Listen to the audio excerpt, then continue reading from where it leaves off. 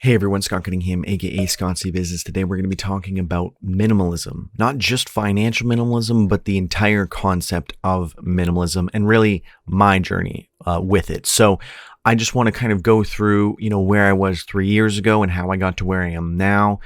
Briefly talk about financial minimalism since we talk about that all the time, and then kind of touch on more of the base concept and the idea of minimalism itself before I get back into doing all my blockchain and crypto stuff, which you'll see a good amount of this week, bunch of big reviews coming up. So that's all super exciting. And just before we dive into it, this is a library first video, meaning that this shows up on library, LBRY, at least 1 hour before any other platform that I share on. So you can check out all my stuff first on there. With that being said, let's jump in. So 3 years ago, I was a completely different person when you look at it through the lens of minimalism or consumerism, right? So I would go on Amazon, buy random things all the time, just for fun, pull up Amazon, browse, buy something because I could afford it. And I think a lot of minimalism and the whole change for me was thinking about my purchasing decisions. I mean, this is one aspect of it, at least financially, was before I used to think if I could afford something, then I might as well buy it. Whereas now it's like, I can appreciate the fact that if I really wanted to buy it, or if I felt I needed to, I could.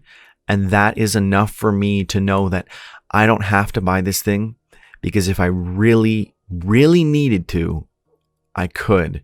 And knowing that I could, if I really felt like I had to, is enough for me to feel satisfied, because a lot of things that we go to buy, we really don't need, right?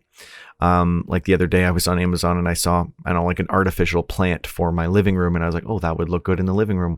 But then I stop and I think, if I really, really wanted that, I could just get it, but I don't need to, so I won't. And it's as simple as that.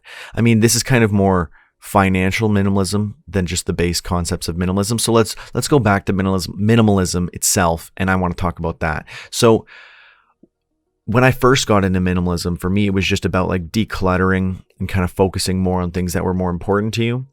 So, first it was evaluating my life and figuring out what did I value the most and emphasizing on that. And then what did I not value so much, but still included in my life, and cutting those things out. So a lot of what I did at first was just collecting all of the things that I appreciated, making sure that they were more involved in my life. Like, I don't know, if there was something that I felt was like really valuable to me, put it within closer reach of me in my day to day, like on my desk or something, versus something that wasn't so valuable to me. Most of the things that I didn't feel like I needed, like if I didn't use the thing in the last 3 to 6 months, I decided that I probably didn't need it, and I ended up selling the majority of all that extra stuff, or giving it away or whatever.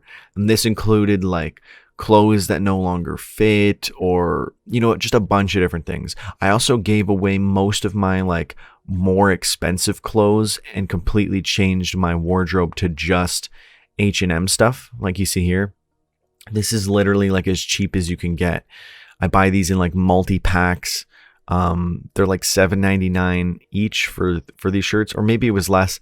Sometimes I buy them on sale too, but it was about not really worrying about all that kind of stuff. And although a lot of this is financial minimalism, it's minimalism in the sense that having nicer clothes, like having designer clothes, doesn't actually bring me more value. In the sense of intrinsically, I feel better just from that. But for most people, having nice clothes brings them value through the recognition that they get through other people being impressed by that. But I'm not trying to impress anyone. And if someone came up to me and said, oh, wow, that's such a nice shirt, that would not bring me the value of spending over $100 on the shirt.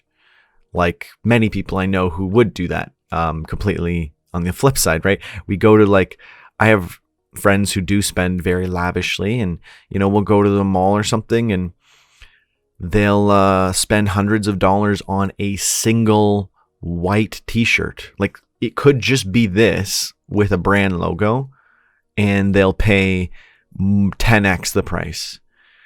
That is great marketing, great advertising, great brand recognition, but I think it's a fool's game to be buying that kind of stuff. Plus, I mean, no one knows this was from H&M. No one knows how much this actually costs. So it keeps people guessing too. Is this like a super expensive shirt? Who knows? But again, it doesn't matter because it's not really bringing you value unless you really rely on other people's opinions to feel good about yourself, which is a whole other problem in and of itself that you have to deal with completely outside of minimalism, right? So that's like clothing and stuff, or even just, having a flashy car or whatever. I don't have a car at all because I'm not trying to impress people. And a really important thing to take note of is if you're trying to like make more money and get rich and all this stuff, and you're trying to do it by looking rich only impresses other people who also aren't rich and pretending to look rich.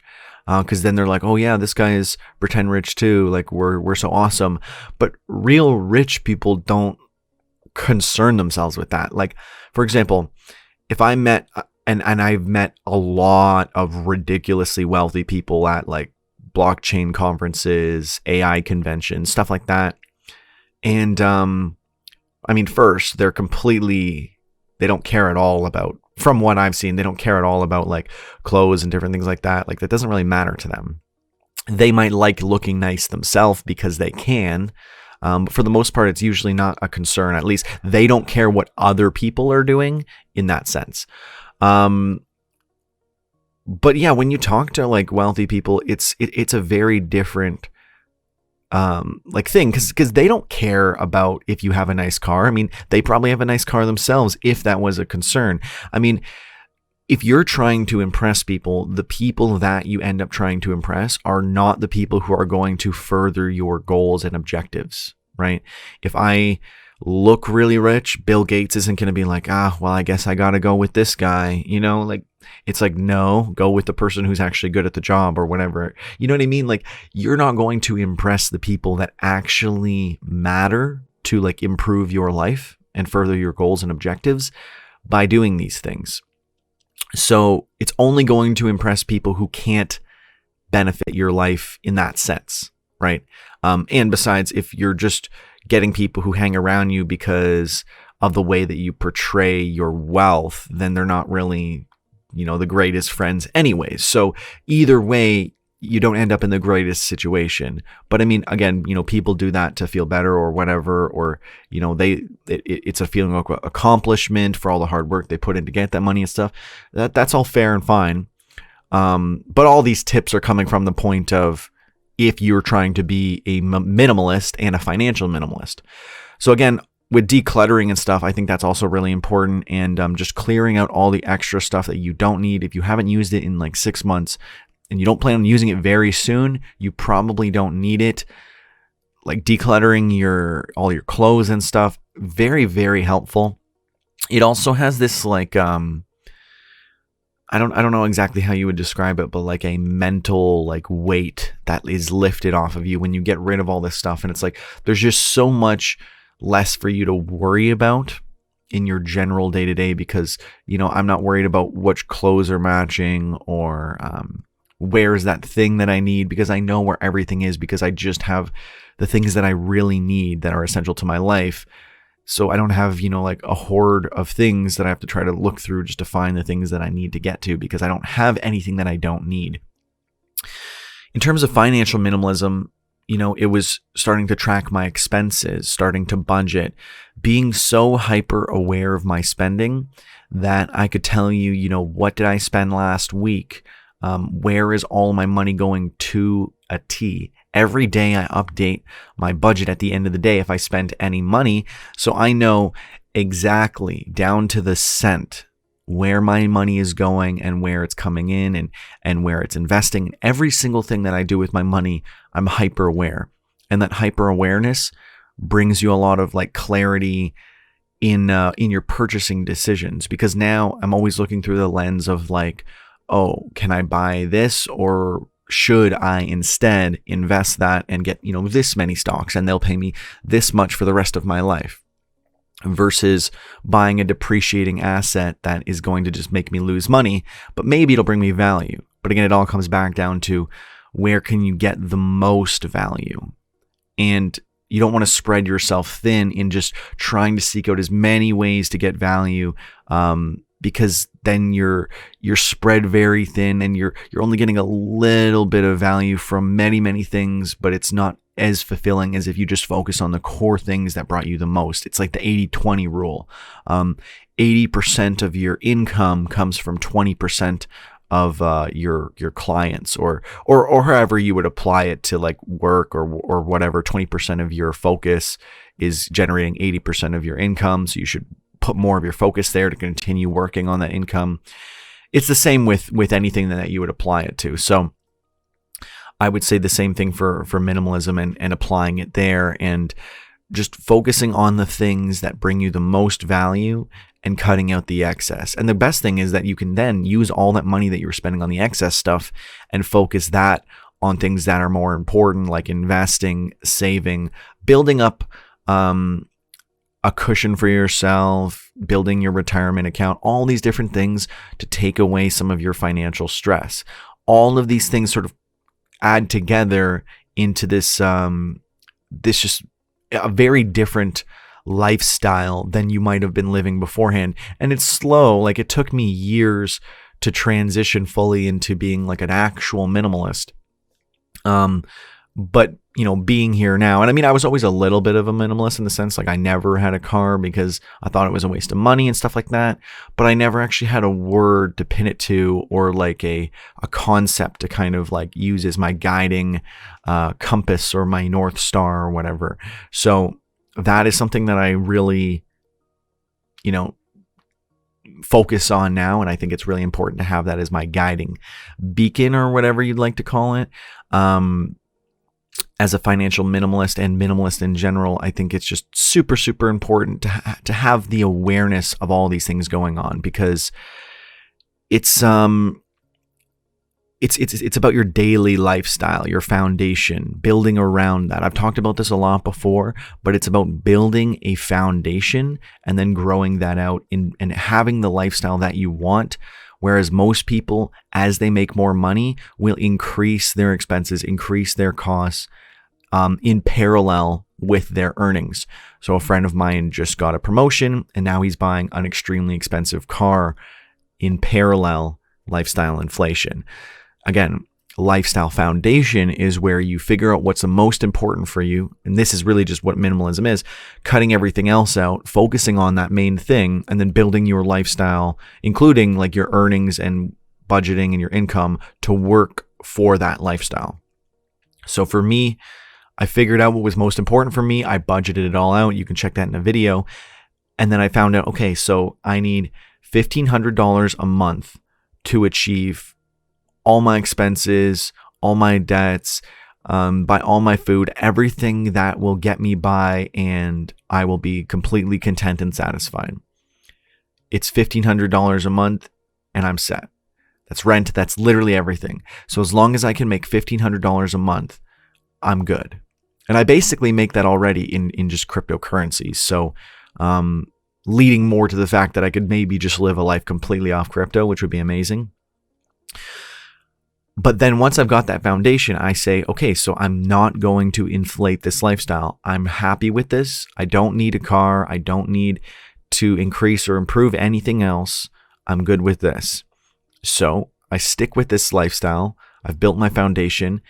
And as I've continued to earn more money, I kept it the same because I'm not trying to go in parallel. I want to exponentially gain wealth, meaning I can't spend more as I make more. But if I'm investing more as I make more, then my wealth is going to grow much, much faster, especially in my youth, compounding interest, all of that good stuff. It's much more important to focus on doing this at a very young age. The earlier you start, the better off you'll be. So I think it's very, very important to have this emphasis on doing this as early as possible. Obviously, it's much more challenging to be a minimalist when you're living with like a spouse, and if they don't have the same, or a partner and they don't have the same views, or if you have kids, it's very hard to incorporate all of these things into a very, very different lifestyle. But if you don't have all those extra, expenses and things going on in your life, and that's not something that you anticipate very soon, then this is a great way to set yourself up for the most success when that becomes the case, if that becomes the case. And the reason that you should do that now is because, again, if you're saying that if there's people out there who are saying, oh, well, I can't do any of this stuff because of this, then that leads more to the fact that people should be doing this now so that when they can't do it, it's not a problem. Because again, a lot of wealthy people, or like entrepreneurs, there's a saying where it's like, if you can live the way that most people are not willing to live, you will enable yourself to live the way that most people cannot live. And I'll say this, most people cannot get by the way that I am, working at home, doing like living on their own schedule, but sacrificing having a car, sacrificing a ton of things that most people, just take for granted and they do every day. I barely ever eat out. A lot of people I know eat out almost every day.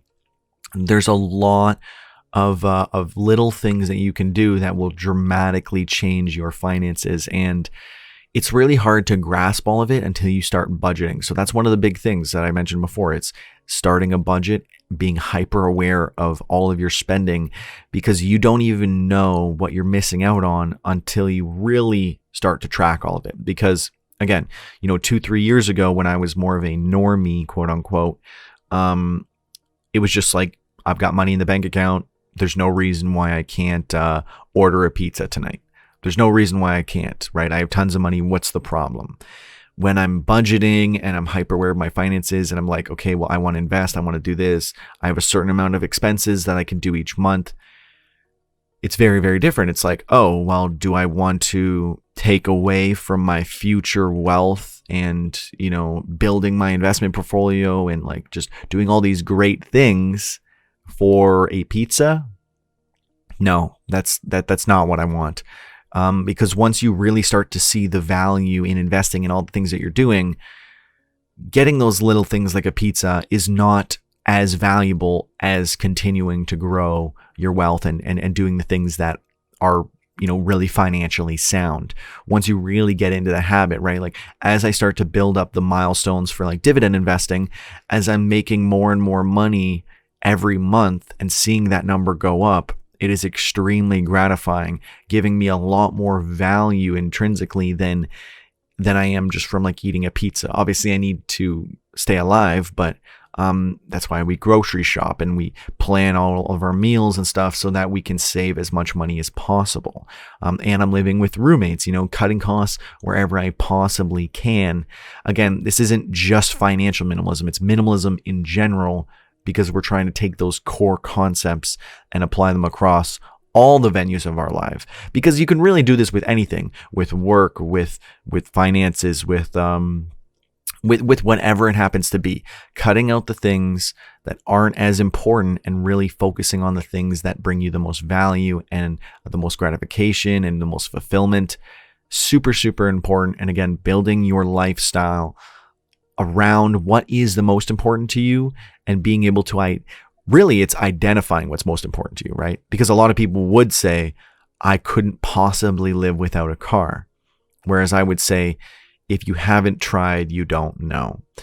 And even just doing like small little challenges of 30 days or something to see if you can live without certain things or whatever it happens to be, I highly recommend doing this. I mean, there's certain things that you really shouldn't skimp on. Like I would never, like I water down like juice and stuff. There's certain things I wouldn't expect other people to do. And there's certain things that I would never expect anyone to do. Like I would never water down beer or, I mean, there's a bunch of things, right? Like I would never eat just like ramen noodles to save as much money as possible because that's starting to really negatively affect your health. There's obviously limits to what makes the most sense. I mean, you could just eat potatoes and stuff like that. So of course, still be rational with your health and all these things, and having a healthy balance between minimalism and, still being able to appreciate life and enjoy life. But one of the biggest misconceptions about frugality, minimalism, cheapness, quote unquote, is that it's about like not enjoying life at all and being destitute just to get by. But that's not at all what it really is. It's more about just focusing on the things that are the most important. And again, like, I don't not spend on anything, right? Like, I don't need to have like a smoothie every day, but I'll spend that little bit of extra money to have a smoothie. But at the same time, I won't have a car, and I'll save way more money that way than I'll ever, spend. But again, you don't save to spend or save to save, you save to invest. This might just be really reiterations of things I've already said in previous videos, but I wanted to make sure I had one video where I also touch on just the actual concepts of minimalism, at least for me. Obviously still going a little bit into financial minimalism, but retouching on those key concepts before I sort of, put that to the side and then really dive into blockchain and crypto for the next little while for all these reviews and things that are coming out. So stay tuned for that. That's coming very soon. Lots of stuff. I'm going to have resource list, services, all these different things coming out, and then a huge comprehensive review for all the blockchain social platforms and crypto monetized platforms, like 140 or something in the review. It's honestly ridiculous. I'm having to like cut it down because sometimes the word count is too much for different blogs and stuff. So yeah, there's a lot to this. I think it was 16,000 words the last time I checked. So thank you so much for watching. Let me know what you think about financial minimalism and minimalism in general. How are you trying to apply that to your life? Are you doing that at all? Have you done it before? What are some things that you're doing that maybe I didn't mention? I'd love to hear from you guys. Let me know all of that good stuff in the comments below, and thanks so much for watching. Thanks for watching this video to the very end. Since you did, make sure to give it a like and comment hashtag #1ham in the comments below, so that way I know that you watched the whole video. Also, please subscribe to this channel and feel free to follow me anywhere under @ScottCBusiness. I'm basically on every platform. You can also share this with someone else who might gain value from it, and that would be very helpful and impactful to helping my channel grow as well. If you'd like to support me more directly, you can also donate to scottcbusiness.eth or scottcbusiness.crypto listed below. Thank you so much for your support and for watching this video. I'm Scott Cunningham, aka Scottsy Business, signing off. Cheers.